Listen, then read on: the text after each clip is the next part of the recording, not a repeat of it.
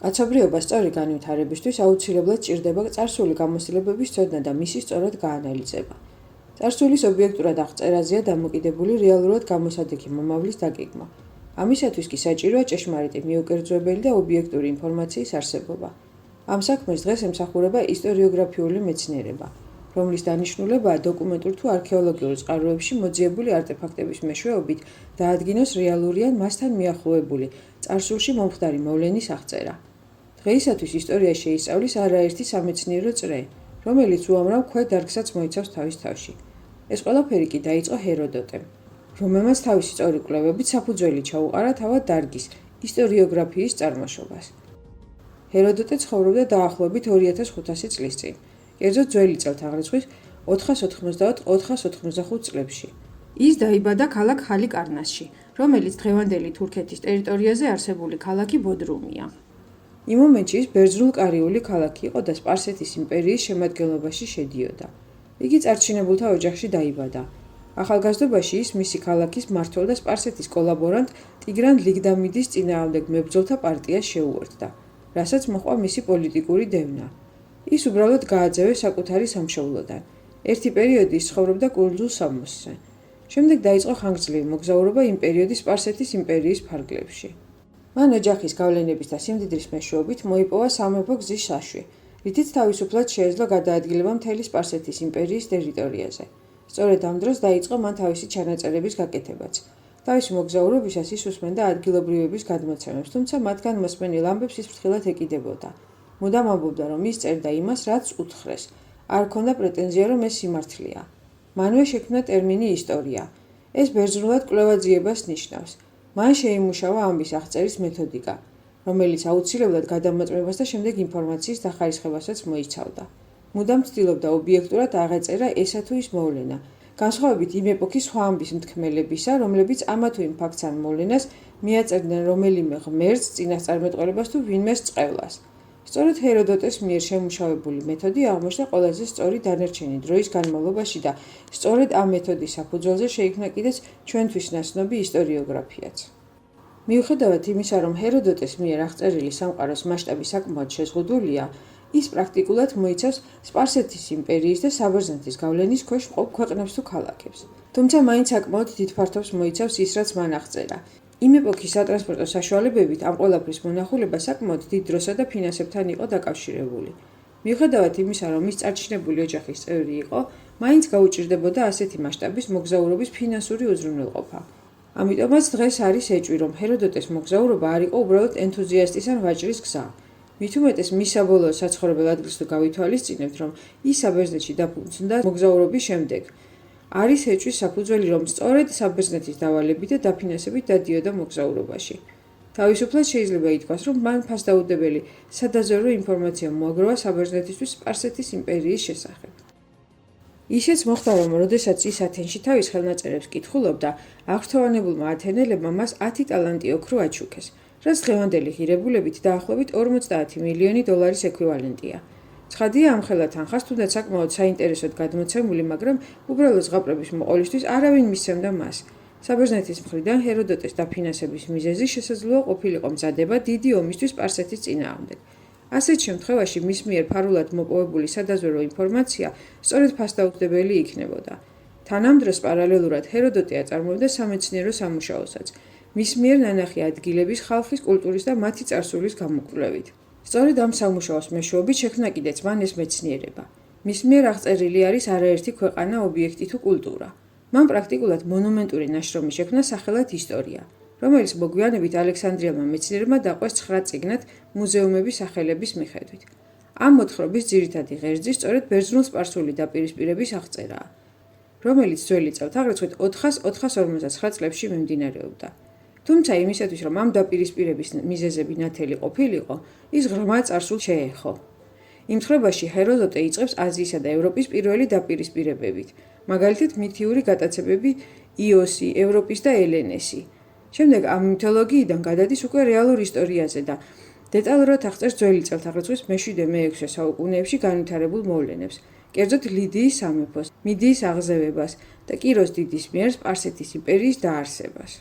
მე-6 საუკუნის დასასრულისთვის გადადის იმპერიების ექსპანსიის ეპოქაზე. სადაც აღწერს კამბისესის მიერ ეგვიპტის დაპყრობას. აქვე პარალელურად ეგვიპტის ათასწლოვანი ისტორიის ექსკურსსაც აკეთებს, რითიც გვაცნობს კიდეც ეგვიპტეს თავისი კვლევით. აღწერს ამავე ეპოქაში მომხდარ დარიოს პირველის ლაშქრობებს სკვითებსა და თრაკიაში. კულმინაცია ამ ნაშრომის არის იონელთა აჯანყება სპარსელების წინააღმდეგ და მარათონის ბრძოლა, რომელიც ძველი წელთაღრიცხვით მეხუთე საუკუნეში მოხდა. მაქსიმალურად დეტალურად აქვს აღწერილი ქსერქსეს გამოლაშქრება და სპარტელების მიერ თერმოპილის გმირული დაცვა. ცნობისთვის ჰეროდოტე კავკასიის მხარესაც აღწერს. კერძოდ ძველ კოლხეთზე აქვს გარკვეული ჩანაწერები, სადაც ის თვლის, რომ კოლხები ფარაონ სესოსტრისის ჯარისკაცთა შთამომავლები არიან. იმიტომ რომ ისინი მან აღწერა როგორც მუქკანიანი, ხუჭურშთმიანი ადამიანები. მან უამრავი საერთო იპოვა ეგვიპტესა და კოლხეთს შორის. ზოგიერთი მათგანი რაც აღწერილი აქვს, არის წინადაცვეთის ტრადიცია, სელის დამუშავების იდენტური ტექნოლოგია და ზოგიერთი სხვა წესჩვეულებებიც. ჩვენი კლუბისთვის საინტერესო აღმოჩნდა ჰეროდოტეს ის გადმოცემები, რომლებიც თავის დროზე ოფიციალური ისტორიოგრაფების მიერ მიჩნეული იყო როგორც მისი ფანტაზიის ნაყოფი, მაგრამ საბოლოოდ არქეოლოგიური კვლევებით დადასტურდა, რომ ეს ფაქტები სინამდვილეს შეესაბამებოდა. მაგალითისთვის შეგვიძლია ავიღოთ ქალაქი ჰერაკლიონი, რომელსაც ადგილობრივები თონის ეძახდნენ. ჰეროდოტეს აღწერით ეს ქალაქი მდებარეობდა ნილოსის შესართავთან. მისი გადმოცემით ეს იყო ერთ-ერთი იმ ეპოქის უდიდესი სავაჭრო ცენტრი. პრაქტიკულად დეტალურად ჰქონდა აღწერილი ამ ქალაქის იდიადე. თუმცა იმ ადგილებში, სადაც ჰეროდოტემ დაასახელა, მეცნიერებმა ვერაფერი ვერ აღმოაჩინეს. ამიტომაც ჩაითვალა, რომ ეს ქალაქი თავად მოიგონა, რომ ეგვიპტეში მისი მოგზაურობა უფრო დრამატული ყოფილიყო.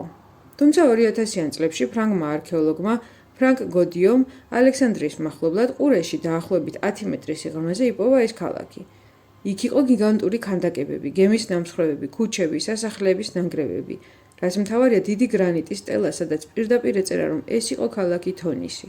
საბოლოო კვლევით დადასტურდა, რომ ეს ქალაქი ძველი წელთაღრიცხვით მე-8 საუკუნეში მიწისძვრის მიერ გამოწვეული გეოლოგიური პროცესის გამო ჩაიძირა, თან ზუსტად იმ ადგილზე, სადაც ჰეროდოტე მიუთითებდა. ჰეროდოტეს მიერ იქნა აღწერილი ასევე სკვითი მეომარი ქალების, იგივე ამორძალების ისტორიაც. ის ამბობდა, რომ ამ ტომში ქალები მამაკაცებთან ერთად იბრძოდნენ. მათ სავით ატარებდნენ იარაღს და ცხენოსნობდნენ. თან ტომის წესჩვეულებით, სანამ ბრძოლაში მტერს არ მოკლავდნენ, მანამდე არ ჰქონდათ უფლება, რომ დაქორწინებულიყვნენ. თავიდან მეცნიერებმა ისეთ მითოლოგიის ნაწილად და ჰეროდოტეს ფანტაზიის ნაყოფად მიიჩნიეს. იმიტომ რომ იგივე ამორძალები ნახსენები ჰქონდათ ბერძნულ მითოლოგიაში ჰერაკლესა და აქილევსის ზღაპრებში. თუმცა ბოლო აწლეულების განმავლობაში არაერთი არქეოლოგიური გათხრისას, რომლის დროსაც გახსნეს არაერთი სკვითური ყორღანი უკრაინის და რუსეთის ტერიტორიაზე, აღმოჩენილი იქნა დამარხული მეომარი ქალების ნაშთები, რომლებიც სრული სამხედრო პატივით იყვნენ დაკრძალული, თან მათ ცვლებს აშკარად საბრძოლო ჭრილობებიც ეტყობოდათ.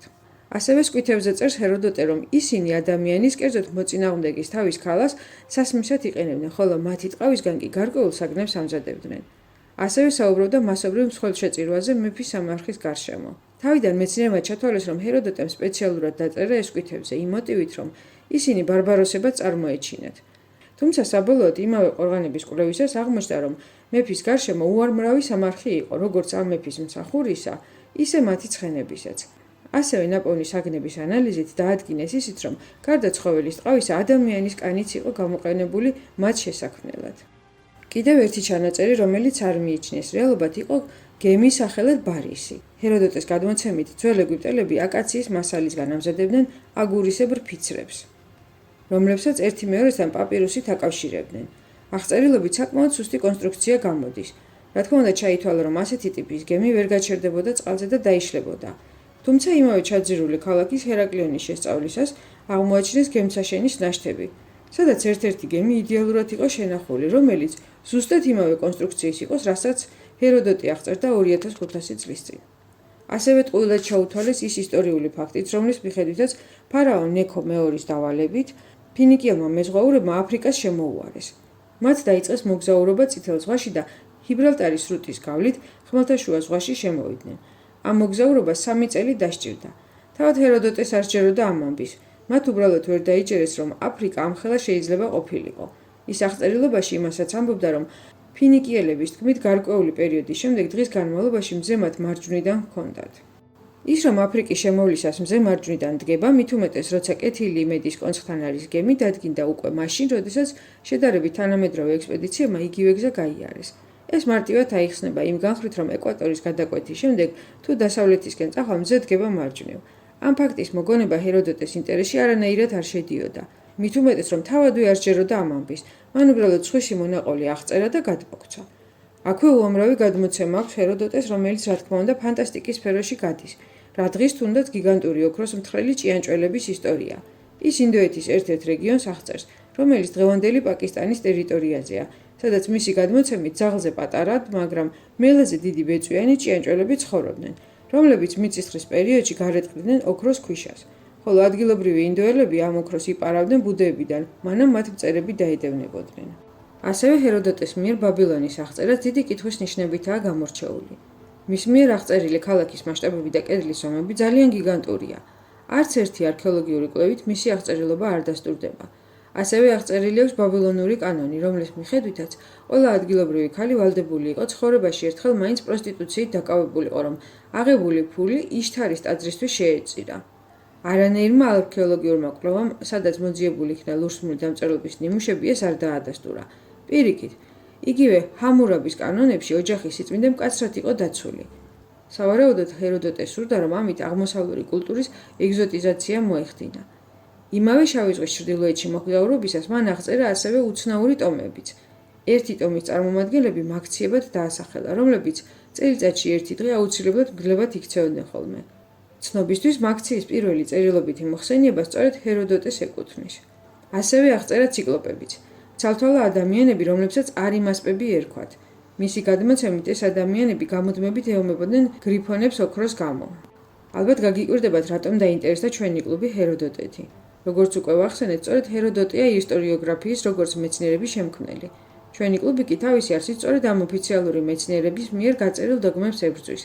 მათ ერთ დროს შექმნეს კაცობრიობის განვითარების სწორხაზოვანი მოდელი, რომლის მიხედვითაც კაცობრიობა პრიმიტიული ეპოქიდან ზეგანვითარებულ ეპოქამდე ნაბიჯ-ნაბიჯ მივიდა ევოლუციური გზით.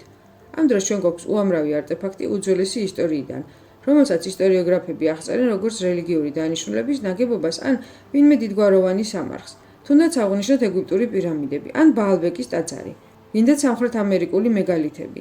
რატომღაც დღემდე ზღაპრადაა მიჩნეული თუნდაც დოგონების გადმოცემები, სადაც ისინი სირიუსის თანავარსკვლავედის ისეთ დეტალს აღწერდნენ, რომლის შესახებაც ამ ამბის მოყოლიდან 70 წლის შემდეგ გახდა ცნობილი თანამედროვე ასტრონომების მიერ. ყველა ამ თემაზე ჩვენ კლუბს აქვს უკვე ფილმები და თუ არ გინახავთ, ჩვენს არხზე ნახეთ აუცილებლად. ასევე ისტორიკოსები ზღაპრად მიიჩნევენ დღემდე პლატონის მიერ აღწერილ ატლანტიდას. იმიტომ რომ მისი გადმოცემებით ეს ზეგანვითარებული ქვეყანა იყო დღევანდელი ატლანტის ოკეანის ტერიტორიაზე. თან მისი დაბადებიდან 9500 წლით ადრე რომ განადგურდა. ეს კი იმ ჩვენს მიერ ნახსენების სწორხაზოვანი განვითარების თეორიაში არ ჯდება. მათი აზრით ის უბრალოდ ვერ იქნებოდა. მაქსიმალურად ხდება იმ ფაქტების თუ არტეფაქტების მიჩქმალვა და გაუფასურება, რომელიც ამ ნახსენებ ხაზის თეორიას ეწინააღმდეგება. ამ თეორიის დასაცავად მზად არიან ტყუილი დასკვნების კი დაწერონ, მხოლოდ იმ არგუმენტით, რომ სხვანაირად უბრალოდ ვერ იქნებოდა. იმიტომ რომ იმ ეპოქაში პრიმიტიული საზოგადოება იყო, რომელსაც ტექნოლოგიები არ ჰქონდათ, მაგრამ ჰქონდათ სიბეჯითე და მონდომება, რომ აეშენებინათ ისეთი მაღალტექნოლოგიური ობიექტი, როგორიც თუნდაც ხეოფსის პირამიდაა. დღევანდელი ისტორიოგრაფია ტყუის სამწუხაროდ არა მარტო უძველეს ეპოქაზე. შედარებით თანამედროვე ისტორიასაც წერენ ისე, როგორც ეს მათ დამკვეთებს აწყობთ. პრაქტიკულად ვინც იხდის ფულს, მისი ინტერესითაც იწერება მატიანე.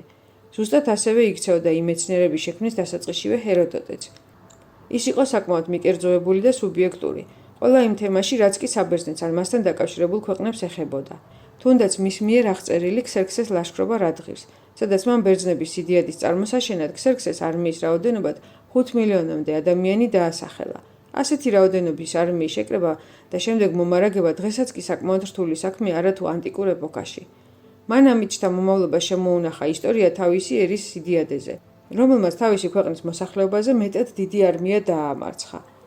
ასევე მან ათენი გამოიყვანა საბერძნეთის გადამრჩენლად, რის შემდეგაც მას მადლიერმა ათენელებმა მისცეს კიდეც უკვე ნახსენები 10 ტალანტი ოქრო. საფუძველშივე, როდესაც კი ეს მეცნიერება იქმნებოდა, ის მუშაობდა პრინციპით, ვინც მეტ სიხდის გამარჯვებულია და სიმართლეც მისია. ეს ნარატივი დღემდე არ შეცვლილა. ეპოქების განმავლობაში ის მხოლოდ იხვეწებოდა.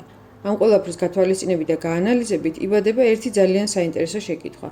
დღევანდელი ისტორიოგრაფია, რომელიც აშკარად ფაქტს ამახინჯებს იმ უკვე ნახსენები ისტორიის ხაზის გამო, ვის ინტერესს ემსახურება? დღეისათვის სულ ეს იყო. თუ ფილმი მოგეწონებათ, გთხოვთ მოგვიწონოთ YouTube-ზე. არხი თუ არ გამოგიწერიათ, გამოიწერეთ და აუცილებლად გამოგვეხმაურეთ კომენტარებში. ჩვენთვის მნიშვნელოვანია თქვენი აზრის მოსმენა. ახლა კი გემშვიდობებით მომავალ ფილმამდე.